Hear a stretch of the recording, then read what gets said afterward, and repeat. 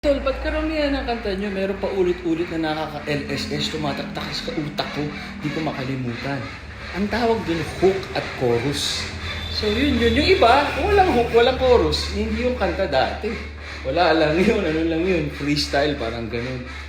Pero wala, ganun talaga. Ngayon, anything goes as long as mag-viral trending. Maganda man o hindi, matuwa ka man o umaasar, as long as mag-trending at yung nag-trending, kumita siya or gusto niya ma-achieve. Kung ma-achieve niya yung fame, di ba? Kanya-kanyang trip. Ngayon sa stage ng buhay ko, namin ni Mrs. Hindi na namin kailangan ng fame. Kailangan namin kung bakit ilaw, kuryente, pambili ng bagong kotse. Diba? Yung mga ganyan bagay. Income, business. Diba? Sa mga gustong sumikat o magpasikat, go, do you. Diba? Tama kayo, mali ako na, I'm not your doctor, do what works for you. Diba? Ganun lang, may kanya-kanya stage. Yung dalawang kotse, ayaw ko ibenta. Pero dahil lagi na-flat, napuputo ka ng gulong. Yan, naka 4x4 na ako. Pero na talaga, life goes on. Be a good person.